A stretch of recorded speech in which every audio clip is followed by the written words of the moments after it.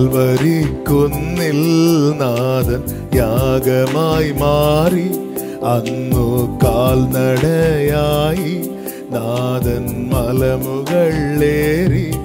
അന്നു ജീവനേകുവാനായെന്തു പാടുപെട്ടു നീ. അന്നു ജീവനേകുവാനായെന്തു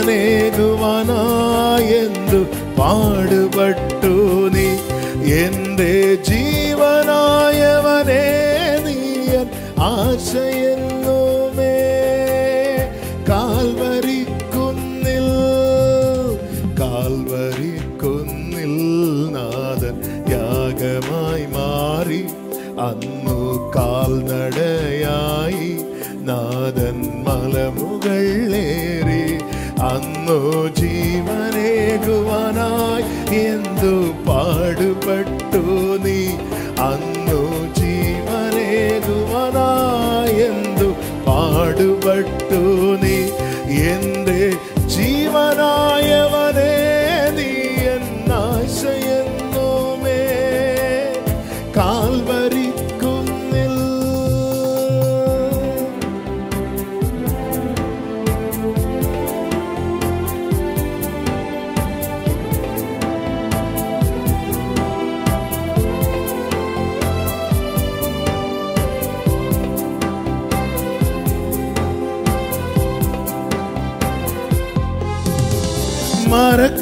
മരക്കുരിശുമായി നാഥൻ മലമുകളേറി. മനസരകളിൽ എന്നും വാഴുവാനായി. മരക്കുരിശുമായി നാഥൻ മലമുകളേറി. മനസരകളിൽ എന്നും വാഴുവാനായി. മരക്കുരിശുമായി നാഥൻ മലമുകളേറി. മനസരകളിൽ നിന്നും വാഴുവാനായി. കാൽവരിക്കുന്നിൽ കാൽവരിക്കുന്നിൽ നാഥൻ യാഗമായി മാറി. അന്നു കാൽനടയായി നാഥൻ മലമുകളേറി. അന്നു ജീവനേകുവാനായി എന്തു പാടുപെട്ടു നീ. അന്നു ജീവനേകുവാനായി എന്തു പാടുപെട്ടു നീ. എൻ്റെ ജീവനായവനേ നീ എന്നാശയെന്നുമേ. കാൽവരിക്കുന്നിൽ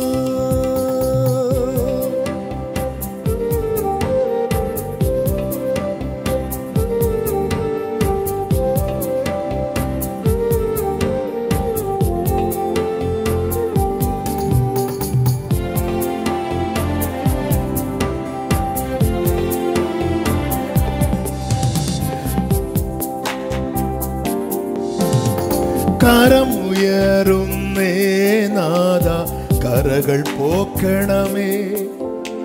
കരളലിയണമേ നാഥ കനിവു തോണണമേ. കരമുയരുന്നേ നാഥ കരകൾ പോക്കണമേ. കരളലിയണമേ നാഥ കനിവു തോണണമേ. കരമുയരുന്നേ നാഥ കരകൾ പോക്കണമേ. കരളലിയണമേ നാഥ കനിവു തോന്നണമേ. കാൽവരിക്കുന്നിൽ കാൽവരിക്കുന്നിൽ നാഥൻ യാഗമായി മാറി. അന്നു കാൽനടയായി നാഥൻ മലമുകളേറി. അന്നു ജീവനേകുവാനായി എന്തു പാടുപെട്ടു നീ. അന്നു ജീവനേകുവാനായി എന്തു പാടുപെട്ടു നീ. എൻ്റെ ജീവനായവനേ നീ എൻ ആശയെന്നുമേ. കാൽവരിക്കുന്നിൽ எங்களுக்காக சிலுவையை சுமந்து கொண்டு கொல்கதாவிலே ஜீவனை தந்து எங்கள் ஜீவனை மீட்டவரே, உம்மை உயர்த்தி எங்களை தாழ்த்துகிறோம். தொடர்ந்து எங்க கூட பேசுங்கப்பா. மீட்பர் நாமத்தில் பிதாவே, ஆமென். கைகளை உயர்த்தி ஹல்லேலூயா. 60வது சங்கீதம், சங்கீதம் 60 அதனுடைய 4வது வசனத்தை வாசிக்க கேட்கலாம். 60வது சங்கீதம் 4வது வசனம். சத்தியத்தின் நிமித்தம் ஏற்றும்படியாக உமக்கு பயந்து நடக்கிறவர்களுக்கு ஒரு கொடியை கொடுத்தீர். பிராக்கெட்ல என்ன போட்டிருக்கு தெரியுமா?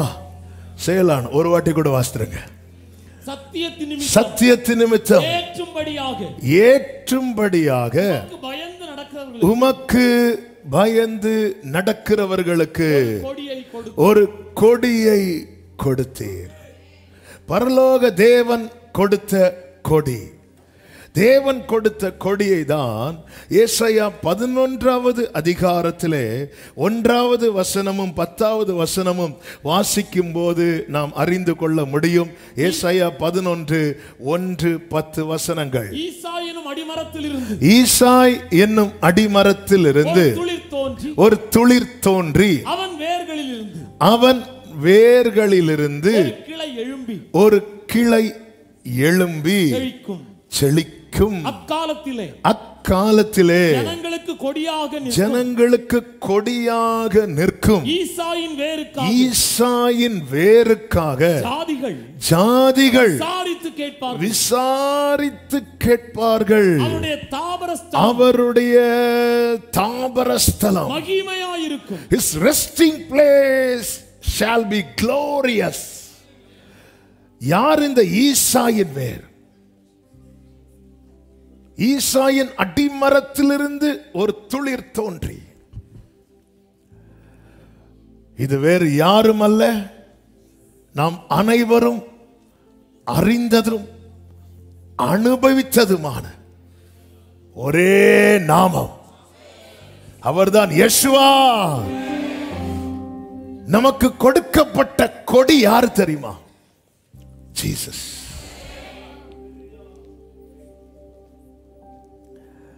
அவர் ஈசாயின் அடிமரத்திலிருந்து. ஈசாயின் மகன் யார் தெரியுமா? தாவீது. ஈசாயின் அடிமரத்திலிருந்து ஒரு துளிர் தோன்றி என்று சொல்லப்பட்டிருக்கிறது. அப்ப இது முன்னமே, இது காட்ஸ் பிளான். இது முன்னமே திட்டமிட்டது, குறித்த காலத்தில் நிறைவேறினது. முன்னமே திட்டமிட்டது, குறித்த காலத்தில் நிறைவேறினது. எல்லாரும் இந்த வார்த்தையை சத்தமா சொல்லணும். முன்னமே திட்டமிட்டது, குறித்த காலத்தில் நிறைவேறும். எல்லாரும் சொல்றீங்களா? பால்கனி. முன்னமே திட்டமிட்டது, குறித்த காலத்தில் நிறைவேறும். சிலர் பார்த்தா நாங்க ஃப்ரெண்ட்ல இருந்தா தான் தொந்தரவு பண்ணீங்கன்னு சொல்லி பின்னாடி போனா.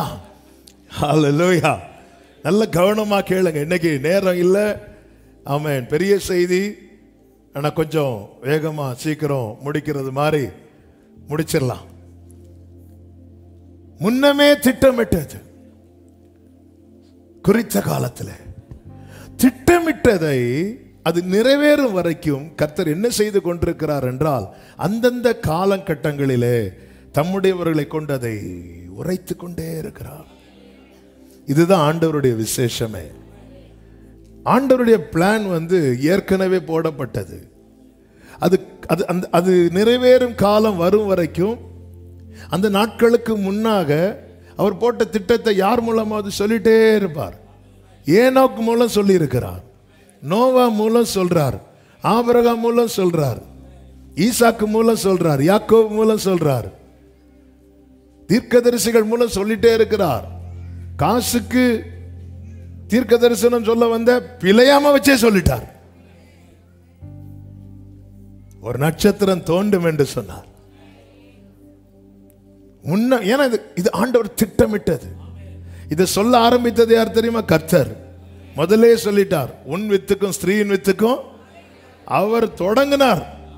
அப்புறம் அவருடைய சந்ததிகள்லாம் சொல்ல ஆரம்பிச்சிட்டு அவர் தான் ஃபர்ஸ்ட் சொல்லுவார். சபையில ஒரு வார்த்தை உங்களுக்கு தீர்க்க தரிசனமாய் கொடுக்கப்படுதுன்னா முதல்ல பரலோகம் அதை சொல்லும். ஆமென் சொல்லுங்க பார்க்கலாம். கர்த்தருடைய நாமம் மகிமைப்படுவதாக. அவர் தமக்கு சொந்தமானதிலே வந்தார் என்று யோவான் 1:11 சொல்லப்பட்டிருக்கிறது. ஆனால் அவர் எப்படிப்பட்டவர்? பிதாவுக்கு கீழானவராக இருந்தா கூட ஓகே, இவர் பிதாவுக்கு சமமானவரா இருக்கிறதுனால, அவரே இந்த பூமியில வந்ததுனால நமக்கு கிடைச்ச பாக்கியம் தான் ஏசாயா 49:6 சொல்லப்பட்டிருக்கிறது. ஏசாயா 49:6, யாக்கோபின் கோத்திரங்களை எழுப்பவும் இஸ்ரவேலில் காக்கப்பட்டவர்களை திருப்பவும் நீர் எனக்கு தாசனாய் இருப்பது அற்ப காரியமாய். அதாவது அவர் வந்ததே காணாமல் போன இஸ்ரவேலரை தேடுறதுக்கு தான். ஆனா பிதா சொல்றாரு, இந்த ஒரு சின்ன கூட்டத்துக்காக மட்டும் நீர் எனக்கு தாசனமாய் இருப்பது சிம்பிள் மேட்டர். சிம்பிள் மேட்டர், அற்ப காரியம். இவ்வளோ பெரிய சிலட்டையெல்லாம் நமக்கே தோணும்ல. ஆமென்.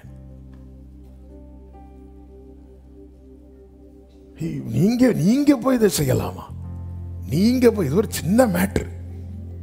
அவ்வளோ பெரிய தேவன் இந்த பூமியில வந்தது ஒரு குறிப்பிட்ட ஒரு கூட்டத்துக்காக அல்ல. அது அது அது சொல் ஐயோ, அது தம்முடைய ரத்தம், அவருடைய ஒரு டிராப் ரத்தத்துல கூட அவ்வளோ பவர் இருக்கு.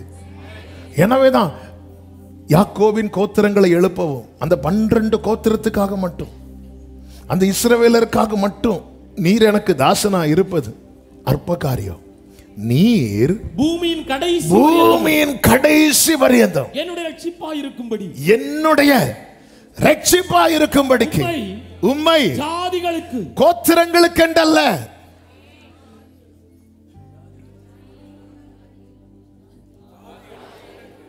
அது நாங்க ஜாதியெல்லாம் சொல்ல மாட்டோம். உம்மை ஜாதிகளுக்கு வெளியாகவும் வைப்பேன் என்கிறார். இந்த வசனத்தை நான் படிக்கும் போதெல்லாம் நான் சும்மா இருக்க மாட்டேன். அதுல என்ன சொல்லி இருக்கு தெரியுமா? நீர் பூமியின் கடைசி. நீர் பூமிக்குன்னு சொல்லி சிம்பிளா முடிச்சிருக்கலாம், அதுவும் இல்ல, பூமியின். ஏன் அப்படின்னா அந்த கடைசியில தான் நான் இருக்கேன். அந்த கடைசி. இந்த வயநாடு இல்லை, இப்போ நிறைய மீட்பு குழுக்கள் போகுது, இன்னும் சில ஏரியாக்குள்ளேயே என்ட்ராகலையா. அப்படி எந்த மனிதனுக்கும் என்டராக முடியாத ஒரு ஏரியால இருந்த என் லைஃப்ல என்டரானார். அதுதான் எனக்கு கொடுக்கப்பட்ட கொடி. ஹல்லேலூயா. எந்த மனுஷனுக்குமே என்டராக முடியாது. இந்த பூமியின் கடைசி, பூமியின் கடையாந்தரங்களில் இருந்து. அப்போ இங்க பாத்தீங்களா, இயேசு பிதாவுக்கு குமாரனாய் இருப்பது என்னை ரட்சிப்பதற்காக. இந்த வசனம் அப்படிதானே இருக்கு. இந்த இஸ்ரவேல் கோத்திரத்தை மட்டும் திருப்புறதுக்கு நீர் எனக்கு தாசனாய் இருப்பது அற்ப காரியம். என் பிள்ளை இந்த 12 கோத்திரத்துக்கு மட்டும் அல்ல, தாவீது, ஆபிரகாம் இந்த 12 கோத்திரத்துக்குரியவன், ஈசாக்கு இந்த 12 கோத்திரத்துக்குரியவன், யாக்கோபு இந்த 12 கோத்திரத்துக்குரியவன், தாவீது இந்த 12 கோத்திரத்துக்குரியவன், சாலமோன் இந்த 12 கோத்திரத்துக்குரியவன், அத்தனை ராஜாக்களும் இந்த 12. ஆமென். ஆனால் பிதா ஒருத்தரை தந்தார். நல்ல கவனிங்க, இந்த 12 கோத்திரத்துக்கு வேண்டியவர்கள் அந்த கோத்திரத்திலிருந்து எழுப்பினார். ஆமென். நமக்கு வேண்டியவரை அவர் பரத்திலிருந்து தந்தார். ஹல்லேலூயா. ஆமென். பழைய ஏற்பாட்டில் இஸ்ரவேலர்கள் புறப்படும் போது ஆண்டவர் ஒவ்வொரு காலகட்டத்தில் ஒவ்வொரு பிரமாணங்களை கொடுத்து நடத்தினார். அதிலே என்னாகமம் 2வது அதிகாரம் 2வது வசனம், இது ஏற்கனவே சொல்லப்பட்டதானால் இதை டச் பண்ணிட்டு நான் செய்திக்குள் போக விரும்புகிறேன். 2வது அதிகாரம் 2வது வசனத்தில் இப்படி சொல்லப்பட்டிருக்கிறது, இஸ்ரவேல் புத்திரர் அவரவர் தங்கள் பிதாக்களுடைய வம்சத்தின் விருதாகிய தங்கள் தங்கள் கொடி அண்டைக்கு தங்கள் கொடி அண்டைக்கு தங்கள் கூடாரங்களை போட்டு ஆசரிப்பு கூடாரத்துக்கு எதிராக சுற்றிலும் பாளையம் இறங்க கடவர்கள். அப்போ 12 கோத்திரத்துக்கும் ஒவ்வொரு கலர் கொடி கொடுக்கப்படுகிறது.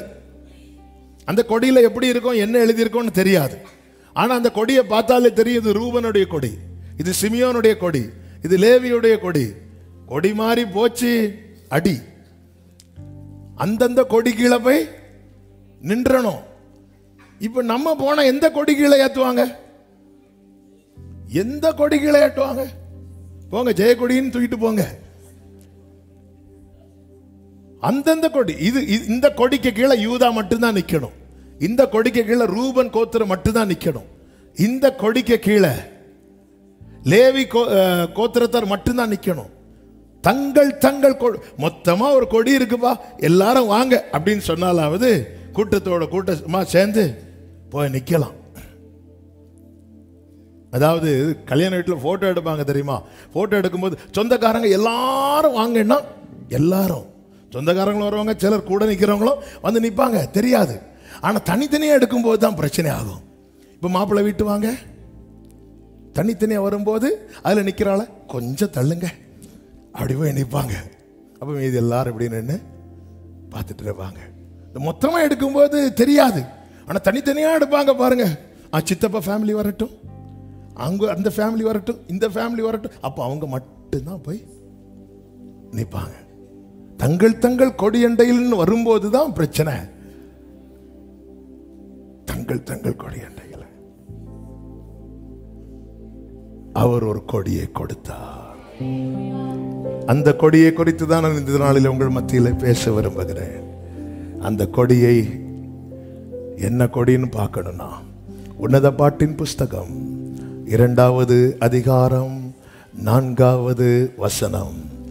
அவர் என்னை விருந்து சாலைக்கு அழைத்து கொண்டு போனார், என் மேல் பறந்த அவருடைய கொடி நேசமே. நல்ல கைகளை தட்டி ஆமென் என்று சொல்லி, His banner over me is love. என் மேல ஒரு கொடியை பறக்க விட்டார்.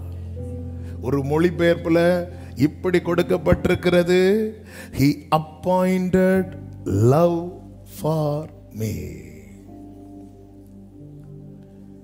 எனக்கான அன்பு அவர் ஏற்படுத்தினார். அவர் ஏற்படுத்தினார்.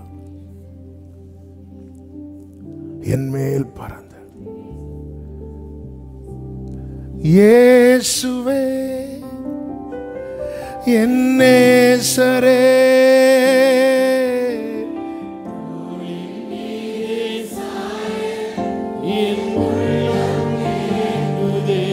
நல்ல கவனமா கேட்கணும். இது ஒரு செய்தியா 5 பாயிண்ட் இருக்கு. ஆனாலும் இதை ஒரு செய்தியா, ஒரு குறிப்பா அப்படி என்னைக்கும் எந்த செய்தியுமே அப்படி பார்க்கக்கூடாது. உண்மையிலே இதெல்லாம் தெரிந்த வசனங்கள் தான். ஆனால் நேற்று ஆவியானவர் பேசும்போது என்னால் அழாமல் இதை ப்ரிப்பேர் பண்ணவே முடியல. ஆமென். அழாமல் ப்ரிப்பேர் பண்ணவே முடியல.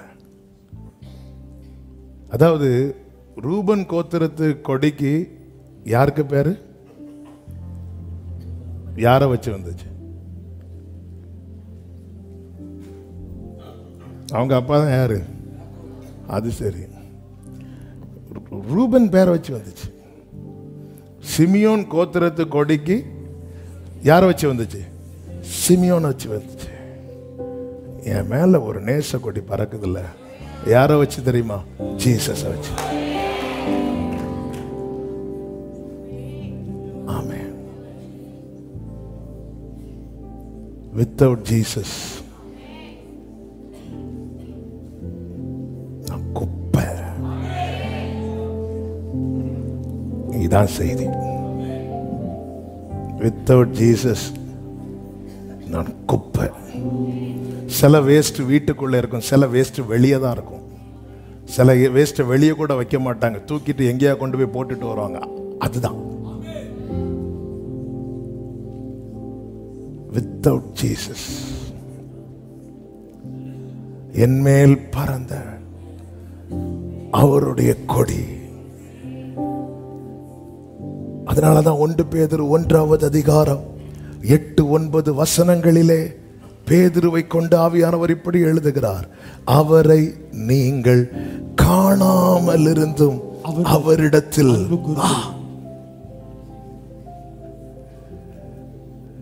இப்பொழுது அவரை நீங்கள் தரிசியாமல் இருந்தும் அவரிடத்தில் விசுவாசம் ஏங்க ஒவ்வொருத்தர பர்சனல் என்னெல்லாம் பர்சனலா கேட்ட உங்களுக்கு யாரை ரொம்ப பிடிக்கும்னா கண்ணை மூடிட்டு சொல்லுவேன், ஜீசஸ்.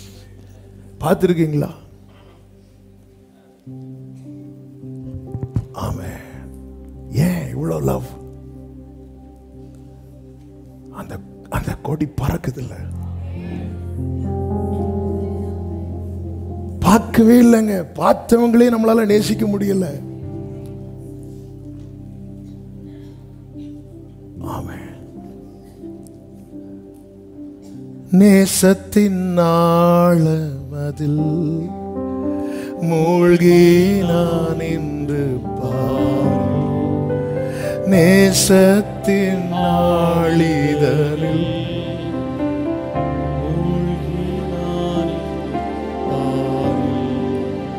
பாரங்கள் நீங்கி ஆனந்தம் வாழுவேன் என்றென்று.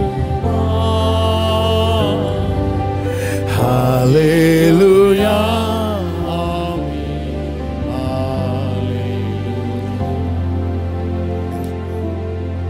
நல்ல கவனமா கேளுங்க. இருக்கிறீங்களா எல்லாரும்? ஹல்லேலூயா.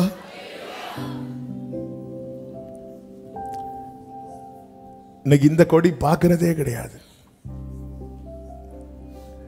நீங்கள் அவரை காணாமல் இருந்தும் அன்பு கூறுகிறீர்கள். இன்னும் அதாவது அவரை கண்டவர்கள் இந்த பூமியில அவர் வாழ்ந்த நாட்களிலே அவரை கண்டவர்கள் அவரை நேசித்ததை விட அவரை காணாதவர்கள் அவரை ரொம்ப நேசிக்கிறாங்க. யார் தெரியுமா? இந்த ரட்சிப்பை பொக்கிஷமா பார்க்கிறவங்க. பணத்தை, பொருளை, மற்ற எதையும் பொக்கிஷமா பார்க்கிறவங்களுக்கு இது கிடையாது. இந்த ரட்சிப்பை, மீட்பை பொக்கிஷமா பார்க்கிறவங்க அவர் இருந்த நாட்களில் அவரை கண்டவர்கள் நேசித்ததை விட. அதனாலதான் தூதர்கள் வந்து இந்த கூட்டத்தை வந்து உற்று பார்க்கிறாங்க. அவர் கண்ணு எப்படி இருக்குன்னு தெரியாது, மூக்கு எப்படி இருக்குன்னு தெரியாது, வாய் எப்படி இருக்குன்னு தெரியாது. ஆனா இவங்க இயேசுவுக்காக உயிரை கொடுக்கிறது கூட எப்படிப்பா இந்த லவ் வந்துச்சு? எப்படி வந்துச்சுன்னா என் மேல் பறந்த அவருடைய கொடி. எத்தனை எத்தனை மிஷனரிங்க, எத்தனை தேவ பிள்ளைங்க ரத்த சாட்சியா மரிச்சாங்க, ஒரு ஆளாவது இயேசுவை பார்த்தாங்களா?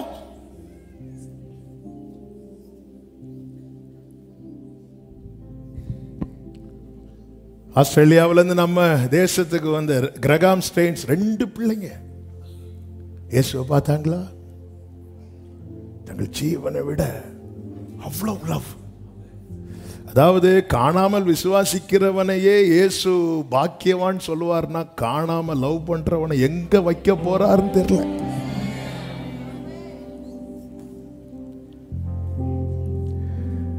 அவரை காணாமல் விசுவாசிக்கிறவர்களை அவர் பாக்கியவான்கள் என்பார் என்றால், அவரை காணாமல் அன்பு கூறுகிறவர்களை நாம் சொல்லி சுருக்க விரும்பல.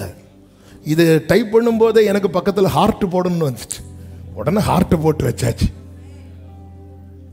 ஆமை. அதாவது அன்பு கூறுகிறவர்களுக்கு கொடுக்கிற, அன்பு கூறுகிறவர்களுக்கு கொடுக்கிற அவர் வச்சிருக்கிறார். அன்பு கூறுகிறவர்களுக்கு ஆயத்தம் பண்ணின,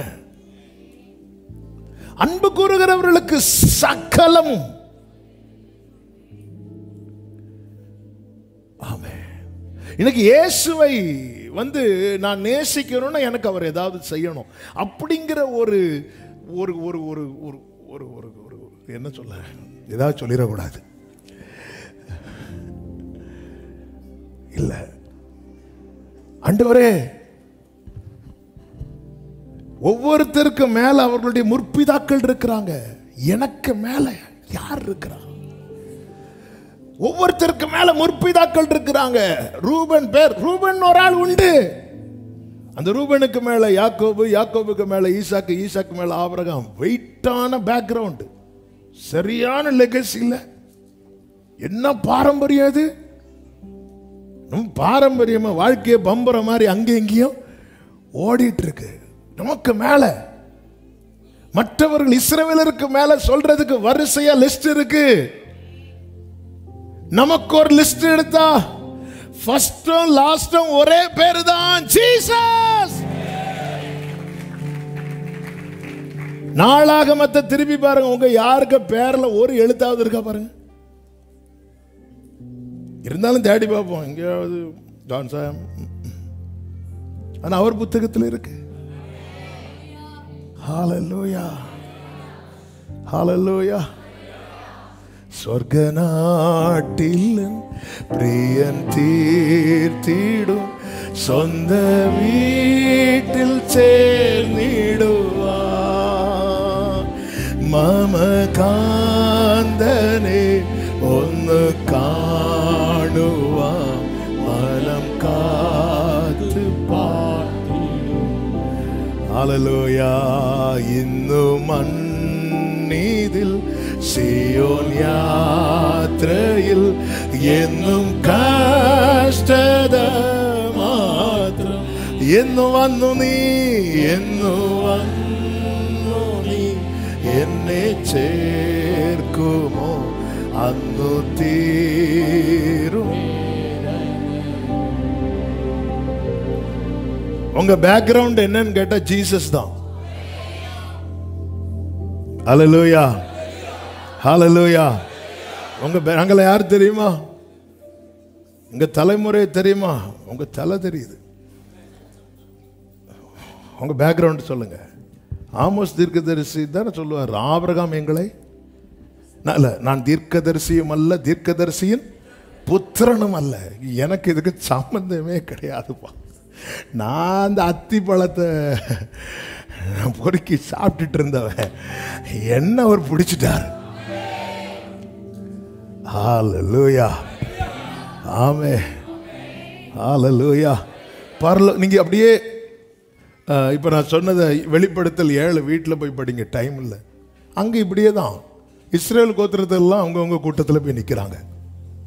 144,000 பேர், ரூபன் முதல் கடைசி கோத்திரம் வர 12,000 பேரா நிற்கிறாங்க.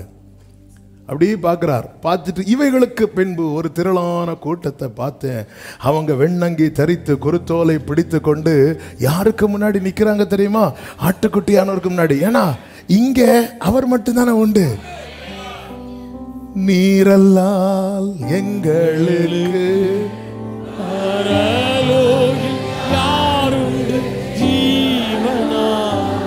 ஒவ்வொரு, அதாவது ஒரு அந்த ரூபன் கோத்திரத்தார் யாரை வைத்து அறியப்பட்டார்கள்? ரூபனை வைத்து. சிமியோன் கோத்திரத்தார் யாரை வைத்து அறியப்பட்டார்கள்? சிமியோனை வைத்து. யூதா கோத்திரத்தார் யாரை வைத்து அறியப்பட்டார்கள்? யூதாவை வைத்து. நானும் நீங்களும் யாரை வைத்து அறியப்பட்டோம் தெரியுமா? பிதாவுக்கு ஒரே பேரான குமாரனாகிய இயேசு கிறிஸ்துவை வைத்து. யாரும் அறியாத என்னை. நீ ஒரே பாட்டு, லவ் இல்ல, அதான் பாட்டா வருது. ஹalleluya, ஆமென், ஆமென், ஹalleluya. பக்கத்துல அப்படி உளிப்பி சொல்லுங்க, இயேசு ரொம்ப லவ் பண்ணுங்க. ஆமென். சும்மா தூங்கிட்டு இருந்தா அப்படி எழுப்பிடுவாங்க, அதுக்குதான். ஹalleluya. இன்னைக்கு விட இன்னைக்கு எல்லாரும் லவ் மோட்ல தான் வீட்டுக்கு போகணும். ஹalleluya. சும்மா காலைல கிளம்பி வந்துட்டு இருந்துட்டு போறதுக்கு இல்ல. எத்தனையோ பேர் இருக்க வேண்டிய இடத்துல உங்களை கொண்டு உட்கார வச்சிருக்கிறான்.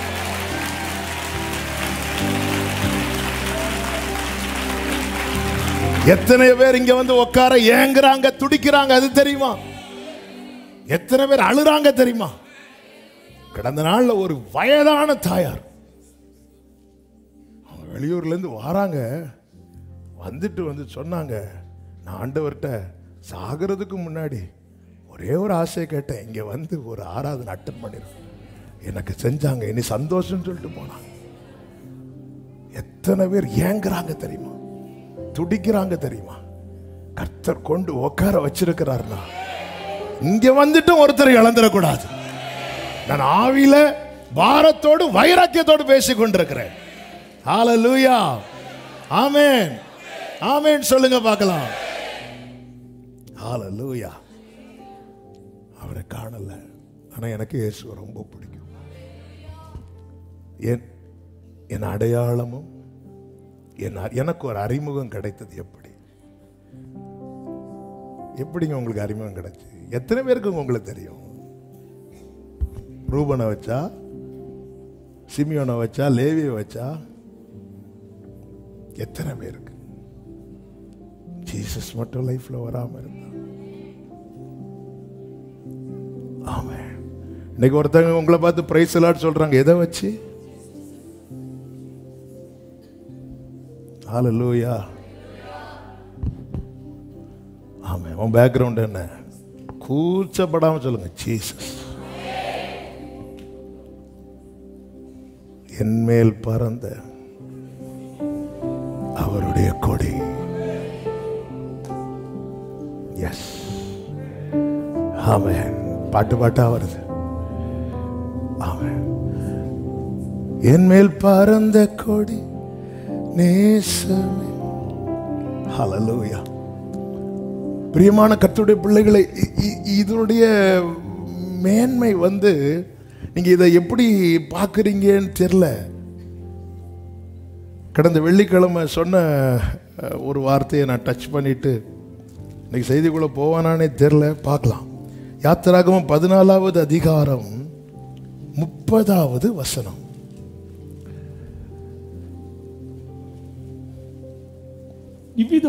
இவ்விதமாய் கர்த்தர் அந்நாளிலே இஸ்ரவேலரை எகிப்தியரின் கைக்கு தப்புவித்து ரட்சித்தார். கடற்கரையிலே எகிப்தியர் செத்து கிடக்கிறதை இஸ்ரவேலர் கண்டார்கள். 2 கூட்டத்தார். இஸ்ரவேலர்கள் எந்த பாதையில நடந்தாங்களோ அதே பாதையில நடந்தவர்கள் தான் யாரு? இப்போ எகிப்தியர்கள். அவர்கள் செத்து கிடக்கிறதை இவங்க பார்க்கறாங்க. இவர்கள் அந்த வழியா நடந்து போறாங்க. ஏன் இவர்கள் நடந்து போறாங்க? பைபிள் சொல்லுகிறது கர்த்தர் ரட்சித்தார். கர்த்தர் மட்டும் ரட்சிக்கலைன்னா நாம எந்த வழியில செத்து கிடந்திருப்போம்னு தெரியாது. கர்த்தர் மட்டும் ரட்சிக்கலைன்னா, ரட்சிக்கப்படாத ஒரு கூட்டத்துக்கு கேரண்டி கிடையாது. அவங்களுக்கு குதிரை இருக்கலாம், ரதம் இருக்கலாம், அதிகாரம் இருக்கலாம், எல்லாம் இருக்கலாம். No guarantee. சக்கரம் கலந்துட்டுனாலே முடிஞ்சு. ஆனா ரட்சிக்கப்பட்ட கூட்டத்திற்கு என் கால் சறுக்குகிறது என்று சொல்லும் போதே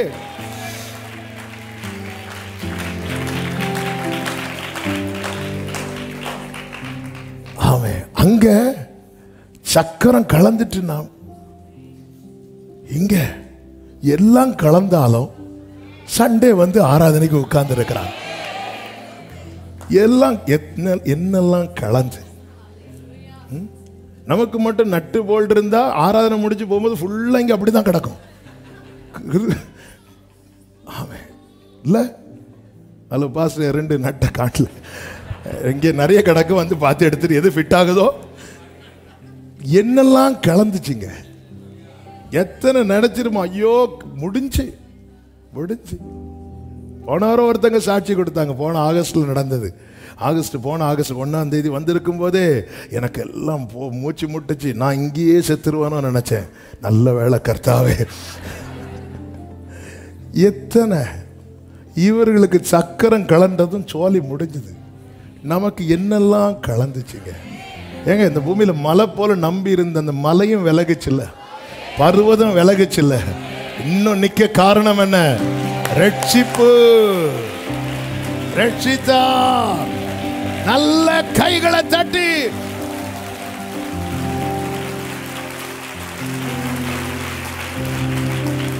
என் நேசர் என்னுடையவரே,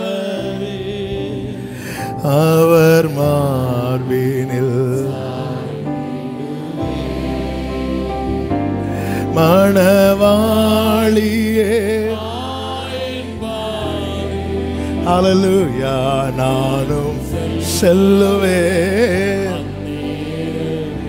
அப்ப நேசம் நேசம் அதுக்கு மேல ஒண்ணுமே கிடையாது. அவர் அன்பு நிமித்தம் என்னெல்லாம் செய்தார் என்று ஒரு சில காரியத்தை டச் பண்ணிட்டு நான் ஜெபித்து முடிக்க விரும்புகிறேன். அன்பு நிமித்தம் அவர் செய்த காரியம் என்ன? எபேசியர் 2வது அதிகாரம் 3, 4, 5 வசனங்களை கொஞ்சம் வேகமாய் வாசிக்க கேட்கலாம். எபேசியர் 2வது அதிகாரம் 3, 4, 5 வசனங்கள். அவர்களுக்குள்ளே நாம் எல்லாரும் முற்காலத்திலே நமது மாம்ச இச்சையின்படியே நடந்து நமது மாம்சமும் மனசும் விரும்பினவர்களை செய்து சுபாவத்தினாலே மற்றவர்களைப் போல கோபாக்கினின் பிள்ளைகளாய் இருந்தோம். தேவனோ, எல்லாரும் சொல்லுங்க, மற்றவர்களைப் போல. மற்றவர்களைப் போல. இப்போ வாசிங்க அடுத்து. தேவனோ இரக்கத்தில் ஐஸ்வர்யம் உள்ளவராய் நம்மில் அன்பு கூர்ந்த, இந்த இடத்தை கொஞ்சம் நிறுத்தி வாசிங்க. நம்மில் அன்பு கூர்ந்த தம்முடைய மிகுந்த அன்பினாலே, தம்முடைய கிரேட் லவ், மிகுந்த அன்பு. கொஞ்சம் அன்பு வச்சாலும் இவனை ரட்சிக்க முடியாது.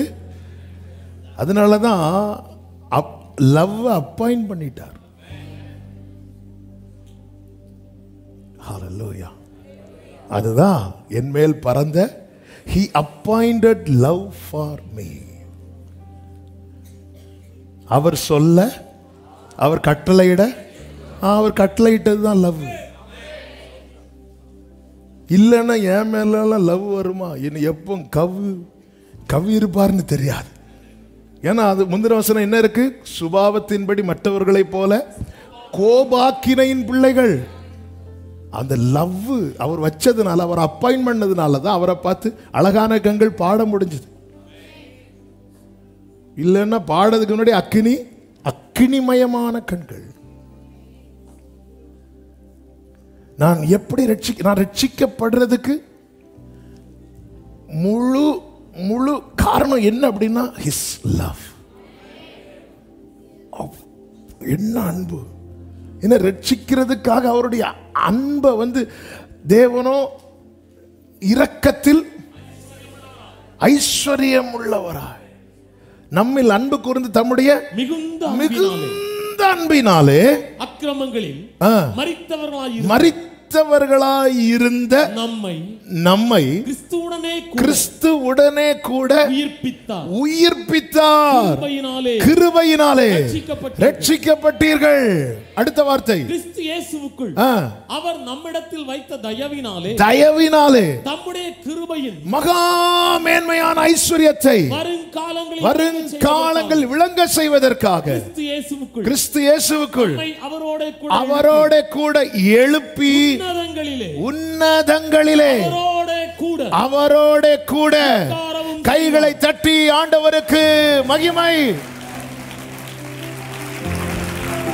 அடுத்த வசனம், கிறிஸ்து இயேசுவுக்குள் 7:8 கிருபையினாலே விசுவாசத்தை கொண்டு ரட்சிக்கப்பட்டீர்கள். இது உங்களால் உண்டானது அல்ல. இது உங்களால் உண்டானது அல்ல. இது தேவனுடைய. It is the gift of God. எனக்கு பரலோகம் கொடுத்த gift என்ன தெரியுமா? லவ்.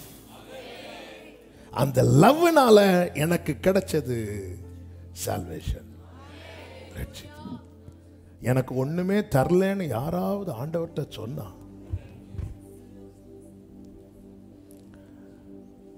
எனக்கு இந்த லவ் விஷயத்துல அவர் கொடுக்கல, அவர் கையை திறந்துட்டார். பைபிள்ல என்ன இருக்கு? நீர் கொடுக்க, நீர் கையை திறக்க.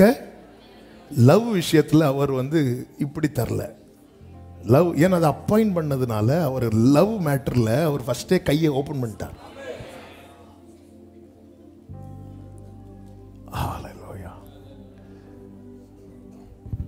விவரிக்க முடியவில்லை, வர்ணிக்க வார்த்தை இல்லை, உம் அன்பை மட்டும் எனவென்று சொல்.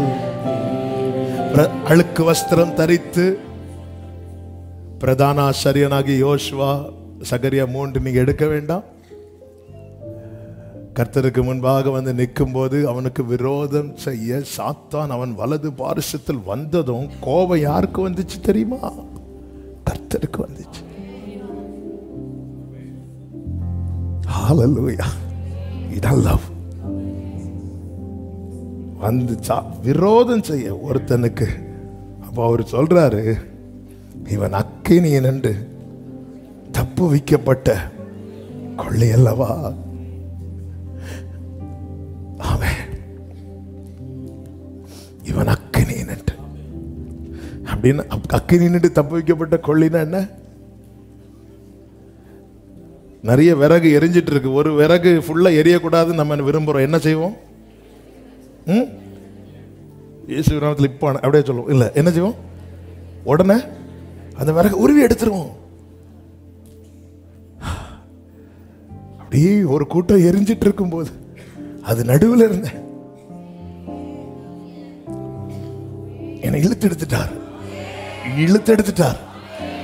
இழுத்து எடுக்கும் போது அங்கெங்க கொஞ்சம் கறி படதான் செய்யும். அதை சுத்தப்படுத்த தான் கொண்டு வந்து நிறுத்துறார். அதை சுத்தப்படுத்துறதுக்குள்ள ஒருத்தன் விரோதம் செய்ய வரான். வரும்போதே ஆண்டவருக்கு எவ்வளோ அதனால கர்த்தரால் ரட்சிக்கப்பட்ட ஜனம், தேவன் தெரிந்து கொண்டவன் மேல் குற்றம் சாட்டுகிறவன் யார்? அடுத்த வார்த்தை, அவன் குற்றம் சாட்டும் போது தேவனே அவனை நீதிமானாக்குகிறார். அங்க பாரு, அவன் எப்படி வந்திருக்கிறான் பாருங்க. மற்றவங்க எல்லாம் பாருங்க எப்படி வந்திருக்கிறாங்க. வெள்ளையும் மற்றவங்க எல்லாம் எப்படி வந்தாங்க? வெள்ளையும் போட்டு அப்படியே சிறகுல இருந்து அப்படியே இறங்கி. நீங்க அப்படியே வந்து இறங்குறீங்க? இல்லை, அப்படி இப்படி தானே வந்ததுங்க. வந்து ஆராதனையில் அப்படியே போறது போல இருக்கும். நம்ம அப்படி அது இல்லை. சிலர் இன்னும் போயிட்டு இருக்கிறது மாதிரி ஒரு ஃபீல் ஆகுது. சிறகை கட் பண்ணி. ஆமென். ஆண்டவர் சொல்றார், இவன் மேல இருக்கிற அழுக்கு வஸ்திரத்தை எல்லாம் கழட்டி போட்டு சுத்தமான பாகையை கொடுங்க. அப்படி சொன்னதும் அவன் மேல அந்த இதை கொடுத்ததும் 3-4 ஆண்டவர் சொல்றார், பார் அப்படிங்கிறார்.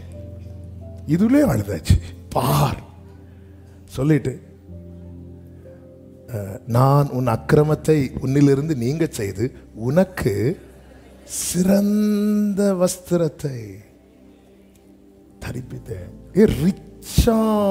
ரிச்சான நீ பாரு. நான் அதை பார்க்க மாட்டேங்கிறேன். நான் என் கண்ணுக்கு ரிச்சாட்டு எதெல்லாம் தெரியுது? நம்ம கண்ணுக்கு ரிச்சுன்னு தெரிகிறது என்ன? நீ பாரு. எஸ், ரட்சிப்பென்னும் வஸ்திரம், நீதி என்னும் சால்வை, சிறந்த, தி பெஸ்ட். ஆமென். ஆண்டவரே, எதற்குமே உதவாத என்னை எட்டாத உயரத்தை கொண்டு வந்தீர். 4வது வசனத்திலே தரிப்பித்தேன் என்கிறார். 5வது வசனத்திலே தரிப்பிக்கிறார்கள். தரிப்பிப்பேன் சொல்லல, தரிப்பித்தேன். 5ல வந்து செய்யறாங்க. ஏன்னா அவர் சொல்லிட்டார்னா அது அப்படியே நடக்கும். யோசுவா கிட்ட எரிகோ கோட்டை உடையறதுக்கு முன்னாடி சொல்லிட்டா, நான் உனக்கு கொடுத்துட்டேன் அப்படிங்கிறார். ஆமென். தரிப்பித்தேன்கிறார். அடுத்து வந்து தரிப்பிக்கிறாங்க. அவங்க தரிப்பித்ததும் கர்த்தருடைய தூதன் வந்து நிற்கிறார். இதை விட பெஸ்ட் என்ன? அங்கே கர்த்தருடைய தூதன் என்று மென்ஷன் பண்ற இடம் யாரை குறித்து நமக்கு நன்றாய் தெரியும். ஜீசஸ் நின்றார். இதை விட இது ஆண்டவர், நான் உனக்கு என்ன தரலன்னு கேட்கிறார். நான் கேட்பதை ஆண்டவர் சொல்றார், நான் உனக்கு தந்ததை வச்சு கம்பேர் பண்ணு. நான் உனக்கு தந்ததை விட நீ கேட்கறது பெஸ்ட்னா, நீ என் மேல கம்ப்ளைண்ட் வைங்கிறார். எப்படிங்க வைக்க முடியும்? எங்க இந்த ரட்சிப்பினுடைய மேன்மையை பார்க்க ஆரம்பிச்சிட்டோம்னா நமக்கு பிரேயர் லிஸ்ட்லாம் கிழிச்சு தூக்கி தூரம் எரிஞ்சிடும். எவ்வளவு காரியத்துக்காக ஜோம் பண்ணணும்னு சொல்லிட்டு இந்த ஆகஸ்ட்லயாவது அதுக்காக ஜோம் பண்ணணும், இதுக்காக ஜோம் பண்ணலாம் வச்சிட்டு இருக்கும்போது இப்படி பேசினா அதெல்லாம் தூக்கி. ஆண்டவரே, என் பிரேயர் ரிக்வெஸ்ட் எங்க? இயேசுவின் நேசத்தால் என் உள்ளம் துள்ளுதே. ஆமென். ஹல்லேலூயா. இன்னைக்கு அப்படியே இருந்து பாடிட்டு இருக்கலாம். அடுத்த ஆராதனைக்கும் ஒரு கூட்டம் வரும். ஆமென். இவர் சிறந்த வஸ்திரத்தை, இன்னைக்கு ரட்சிக்கப்பட்டு தேவ சமூகத்தில் வந்திருக்கு, பெஸ்ட் கூட ரிச்சானதை கொடுத்திருக்கிறேன்பா. யாருக்கு சிறந்த வஸ்திரம் கொடுக்கப்படும்? யாக்கோவுக்கு 12 பிள்ளைகள், அதுல யாருக்கு பலவர்ண அங்கி கொடுக்கப்பட்டது? அப்படி சொல்லுங்க. நீங்க நம்ம இன்னும் வரணும். காலத்தை பார்த்தால் நீங்கள் யாக்கோபுக்கு யார ரொம்ப பிடிக்குமோ? அக்கினி நின்று தப்புவித்தனா இன்னும் 4 எரிஞ்சிட்டு இருக்கு. ஆனா என்ன எரிய விடாம அவர் தப்புவித்தார்னா என்ன பாஸ் ஆண்டவர் இது?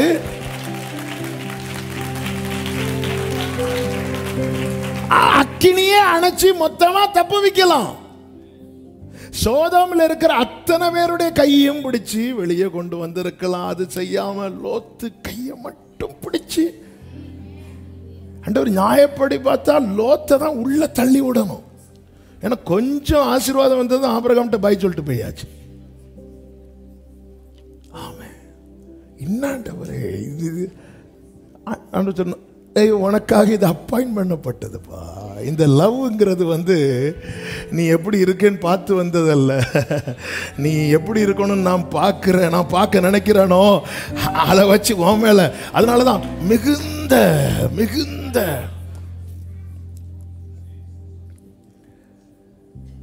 அன்பின் நிமித்தம் என்னை மீட்டு கொண்டா.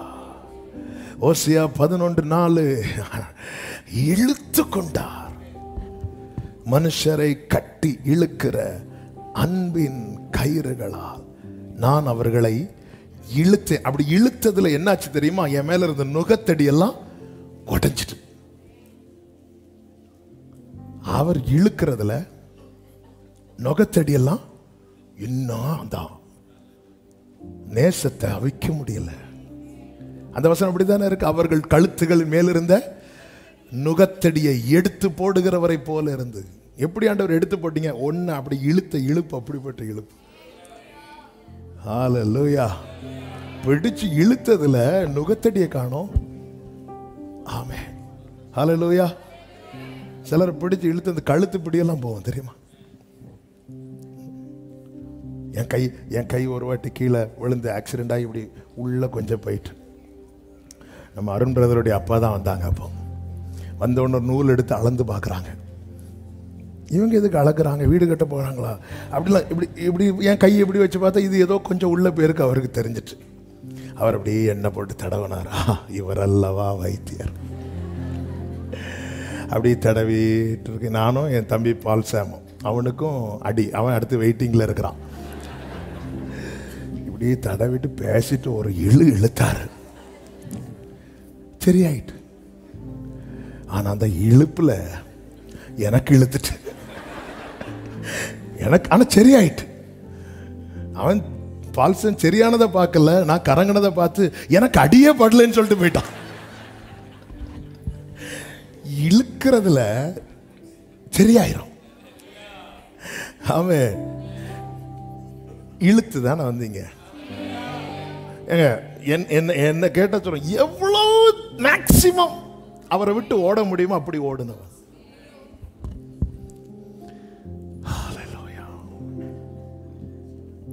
அப்ப அவரை எவ்வளவு இழுக்க வச்சிருக்கிறேன். மேக்சிமம் அந்த எண்டு ஊழியத்துக்கு அர்ப்பணித்தும் ஓடுனவன். ஏன்னா எங்க அப்பா என்ன பிளாட்ஃபார்ம்ல எனக்கு அது யோசிக்க முடியல. அந்த தேவ மனிதன், அவருடைய அர்ப்பணிப்பு என்ன, அவருடைய பரிசுத்த வாழ்க்கை என்ன, அவருடைய ஆண்டவர் மேல் அவர் வைத்திருக்கிற பக்தி வைராக்கிய அன்பு என்ன.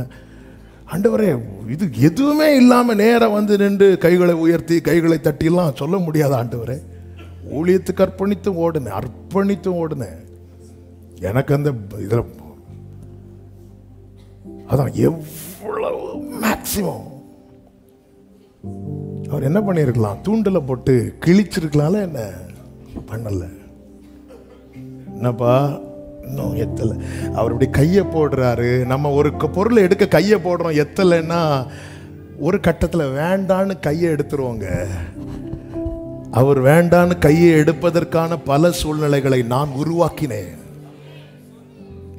ஆனால் என் மேல் பறந்த அவருடைய கொடி நேசமே. அணைக்கும் அன்பை அறிந்த பின்பு தூரம் போனேனே, அழைத்தவரே உம்மை மிகவும் வருந்த வைத்தேனே. அணைக்கும் அன்பை அறிந்த பின்பும் தூரம் போனேனே, அழைத்தவரே உம்மை மிகவும் வருந்த வைத்தேனே. நான் பாவியையா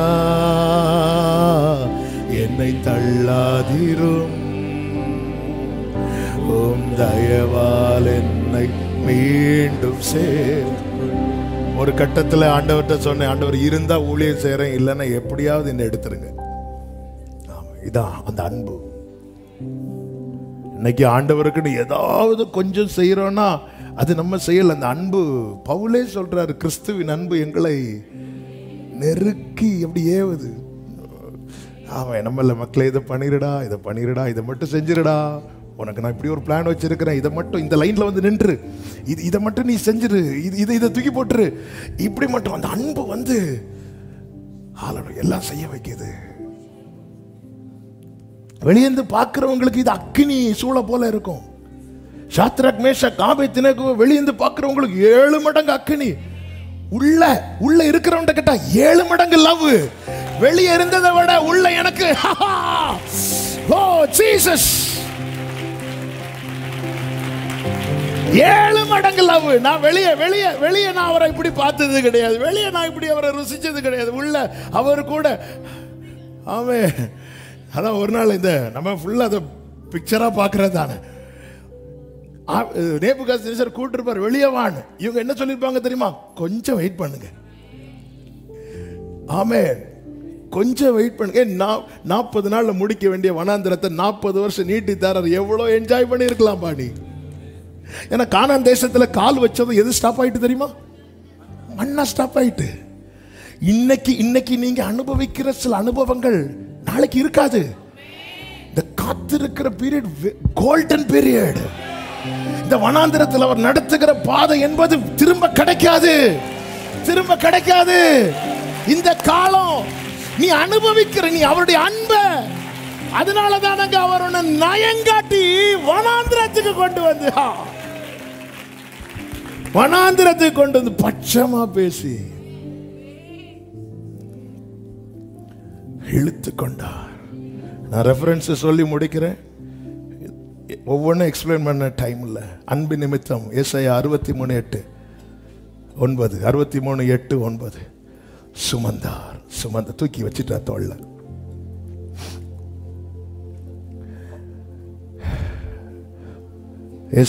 செப்பனியா 3:17 அன்பு நிமித்தம் அமர்ந்திருக்கிறார். இதை கொஞ்சம் நான் டச் பண்ண விரும்புறேன்.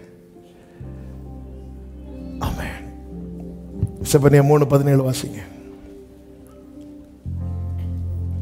உன் தேவனாகிய கர்த்தர் உன் நடுவில் இருக்கிறார், அவர் வல்லமை உள்ளவர், அவர் ரட்சிப்பார், அவர் உன் பேரில் சந்தோஷமாய் மகிழ்ந்து தம்முடைய அன்பு நிமித்தம் அமர்ந்திருப்பார். He will rest in his love. அவர் அன்பு நிமித்தம் அமர்ந்திருப்பார், அப்படி உட்கார்ந்துருவார். இது புரியணும்னா ரூத்தின் புஸ்தகத்துக்கு நீங்க திருப்பிட்டீங்கன்னா தெரியும்.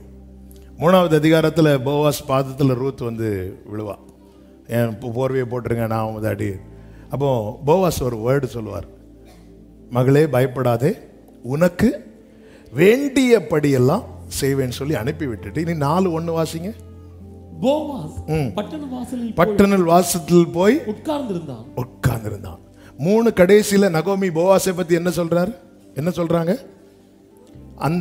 அந்த மனுஷன் இன்றைக்கு இந்த காரியத்தை முடிக்கும் முன் இளைப்பாற மாட்டான். ஆனா போவாஸ் என்ன பண்றாரு? உட்கார்ந்து கொண்டிருந்தார். போய் உட்கார்ந்தார்.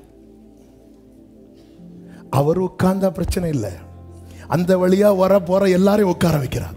நீங்க அடுத்த வசனங்களை படிக்கும் போது உட்காரு, அடுத்த வார்த்தை அந்த சுதந்திரவாளி வாரான், ஓய் நான் கூப்பிடல போவாஸ் என்று பெயர் சொல்லி. பார்த்தீங்க, நம்ம ஊருக்காரர் தான் டிரான்ஸ்லேட் பண்ணியிருப்பாங்க, ஃபுல்லா நம்ம லாங்குவேஜ். அவனை நோக்கி வாசிங்க. ஓ என்று ஓ இல்ல, ஓய் என்று பெயர் சொல்லி கூப்பிட்டு இங்கே வந்து சற்று உட்காரு. அடுத்த வசனம். அப்பொழுது அவன் பட்டணத்துக்கு 10 பேரை அழைத்து இங்கே உட்காருங்க. அவர் உட்கார்ந்தது பிரச்சனை இல்லை. அந்த சுதந்திரவாளி எங்க போறமா? அந்த சுதந்திரவாளி எங்க போனா? இதான் தெரியுமா? தெரியாது. யோசி எங்க பைபிளே இல்லை, அப்புறம் எதுக்கு நம்ம யோசிச்சுட்டு இருக்கிறோம்? தெரியாது, அவ்வளவுதான். அவன் உட்காரான். அந்த மூப்பர்கள் ஏதாவது ஒரு வேலைக்கு தானே போயிருப்பாங்க. காலைல வீட்டுல இருந்து கிளம்பி எடுத்து உட்கார வைக்கிறார்.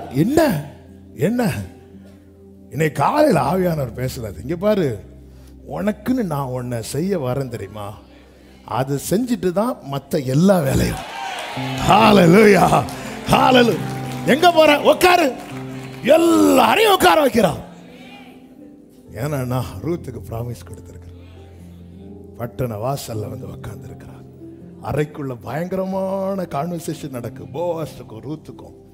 அப்படியே வெளியே வராரு போவாஸ். உட்காரு. போவாஸ் உட்காந்துட்டா எல்லாரும் வந்து உட்காந்துடணும். ஹல்லேலூயா.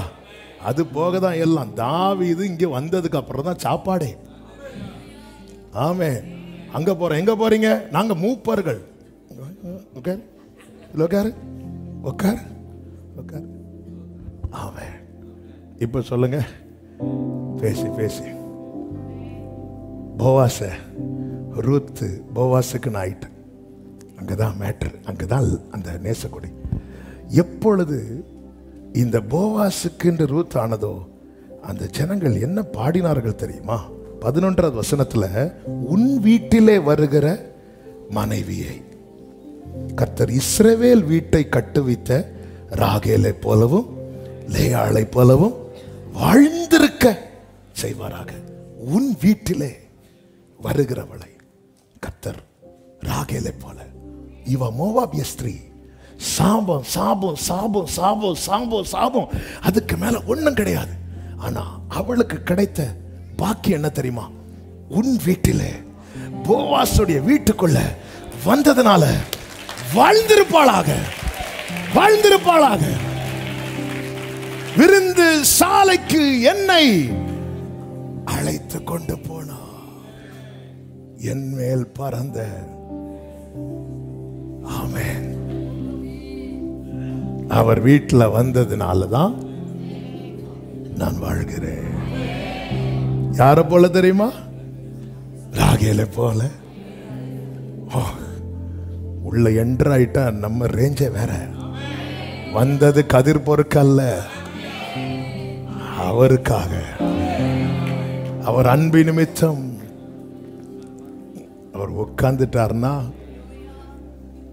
அவர் பக்கத்தில் அடுத்து நான் உட்கார போறேன்னு அர்த்தம். என்ன அவசரம்? உட்காரு. ஹல்லேலூயா. அவர் அன்பு நிமித்தமாக வெளிப்படுத்தல் 1:6 நம்மை ராஜாக்களாகவும் ஆசாரியர்களாகவும் மாற்றினார். இவர் நம்மை அழைத்து செல்லுகிறார். ஏசாயா 25:6 சொல்லப்பட்டிருக்கிறது, சேனைகளின் கர்த்தர் இந்த மலையிலே சகல ஜனங்களுக்கும் ஒரு விருந்தை ஆயத்தப்படுத்துவார். அவர் ஆயத்தப்படுத்தின அந்த விருந்தை உட்கொள்ளும்படியாக நம்மை அழைத்து போக வரப்போகிறார். அதன் அடையாளமாக தான் இங்கே நாம் கர்த்தருடைய பந்தியில் இருக்கிறோம்.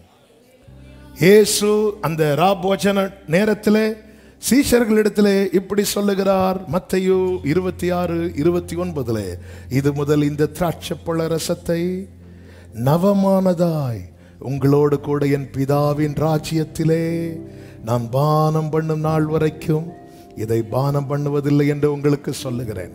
அதுதான் சீஷர்களோடு அவர் சிலுவையிலே அதை மரிப்பதற்கு முன்பதாக எடுத்த அந்த கடைசி லாஸ்ட் சப்பர்.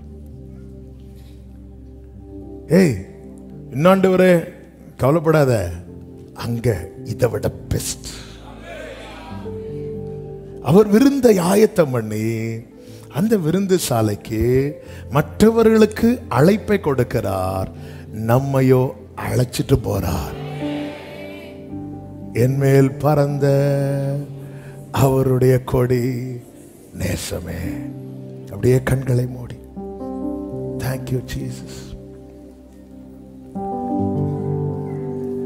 இளைப்பாறுதல் ஈந்திடும் நாடு இன்ப இயேசுவின் மோட்ச வீடே,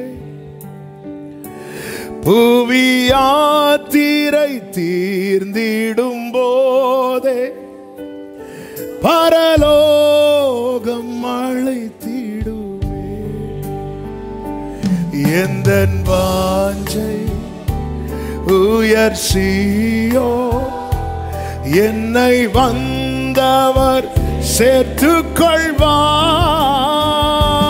கண்ணீர் யாவையுமே மிக அன்புடனே கர்த்தர் தாமே துடைத்திடுவார். கண்ணீர் ஆமென்.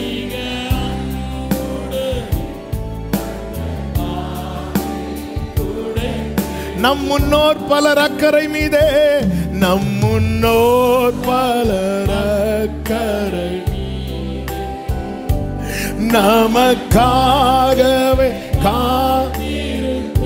நம் முன்னோர் பலர். அந்த விருந்துக்கு அநேகர் ஆயத்தமாய் போயிட்டாங்க. கர்த்தர் நம்மை ஆயத்தமாக்கிட்டு இருக்கிறார். ஆமென். விண்ணில் ஜீவனாதி கரையோரம் கோரி நானும் சேர்ந்து கொள். எந்த வாஞ்சை, எந்த கைகளை உயர்த்தி சொல்லுவோம். என்னை வந்தவர் சேர்த்துக் கொள்வார். ஆமென். கண்ணீர் யாவையுமே கர்த்தர் தாமே துடைத்திடுவார். கண்ணீர் யாவையுமே ஓரலமா கரபமா சரபம். அப்படியே ரெண்டு கைகளை உயர்த்தி பரலோகத்தில் இயேசுவை அல்லால் பரமானந்தம் வேறில்லையே. பரலோகத்தில் இயேசுவை அல்லால் பரமானந்தம் வேறில்லையே.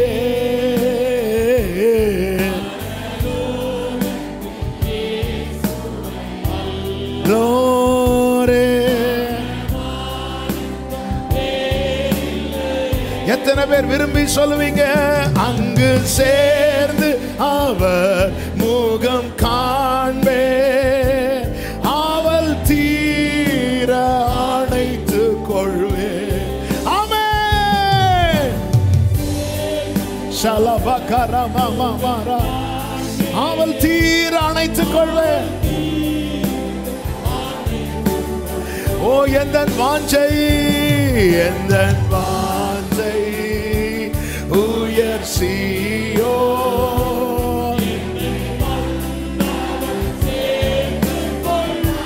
கண்ணீர் யாவையுமே, கண்ணீர் யாவையுமே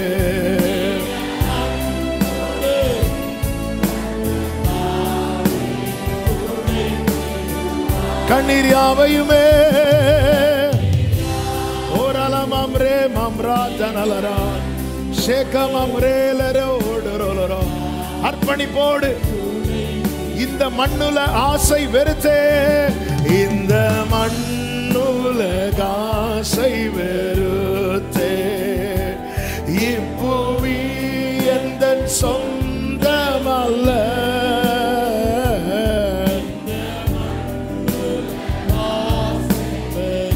ஆமென்.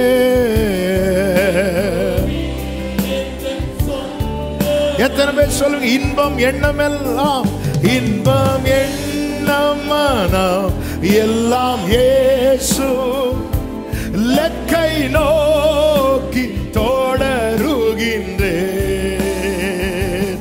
இன்பம் லக்கை நோக்கி தொடருகிறேன். வாஞ்சிக்கிறவங்க ரெண்டு கைகளை உயர்த்தி கண்களை ஏறெடுத்து, எந்த வாஞ்சை உயர் சீயோ என்னை வந்தவர் சேர்த்துக் கொள்வார். கண்ணீர் மிக அன்புடனே கர்த்தர் தாம்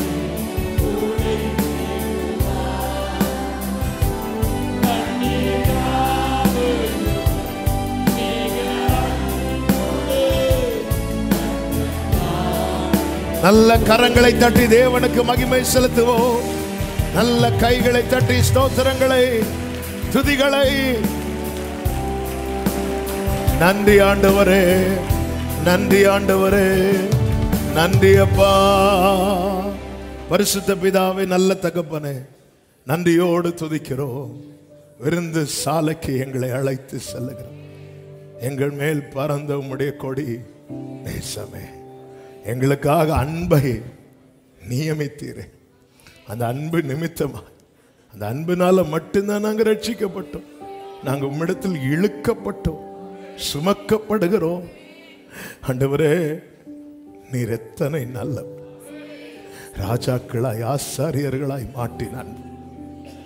பிதாவுக்கு முன்பாக, பிதாவுக்கு முன்பாக க்ளோரி. நன்றி, நன்றி அப்பா. இந்த கொடிக்கு கீழே இருந்துடணும்ப்பா. இந்த கொடிக்கு கீழே இருக்கணும். இந்த அன்பில் நிலைத்திருக்க கிருபை தார். ஒவ்வொருவரையும் ஆசீர்வதியும். கிருபை சூழ்ந்து கொள்ளட்டும். ஆண்டவரே, இந்த வாரம் பிள்ளைகளுக்கு நன்மையாய் ஆசீர்வாதமாய் இருக்க கர்த்தர் கிருபை செய்தரலும். கண்மணி போல காத்துக்கொள்ளும். எல்லா மகிமை உமக்கு செலுத்துகிறோம். இரட்சகர் இயேசு கிறிஸ்துவின் நாமத்தில் பிதாவே, ஆமென்.